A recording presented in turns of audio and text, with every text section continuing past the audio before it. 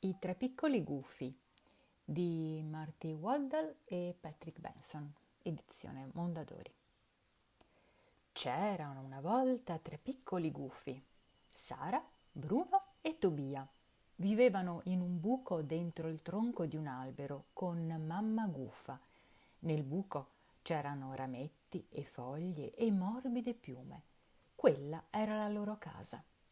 Una notte si svegliarono e mamma gufa non c'era più. Dov'è la mamma? Chiese Sara. Oh, perbacco, Disse Bruno.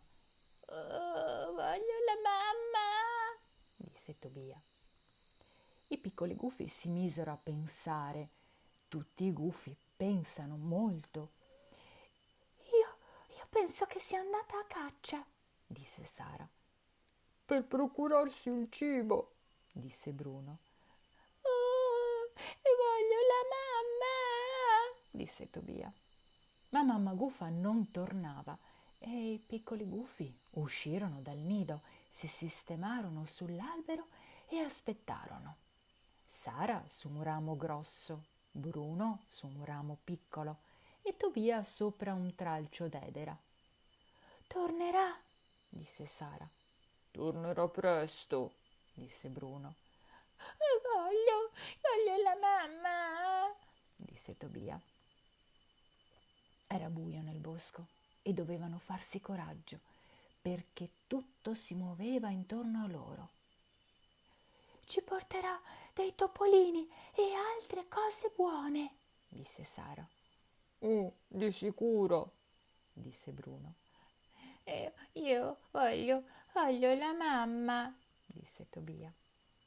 Stavano lì e pensavano. Tutti i gufi pensano molto.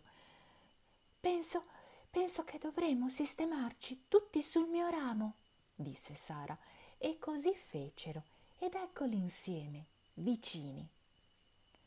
Forse si è persa, Disse Sara. O l'ha presa la volpe, Disse Bruno. voglio la mamma. Disse Tobia. E i piccoli gufi chiusero gli occhi e desiderarono che mamma gufa tornasse a casa.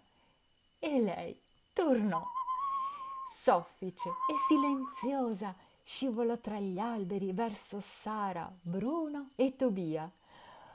Mamma! Gridarono i piccoli gufi e svolazzavano e ballavano e saltellavano sopra il ramo. Ma perché vi agitate tanto? Chiese mamma gufa.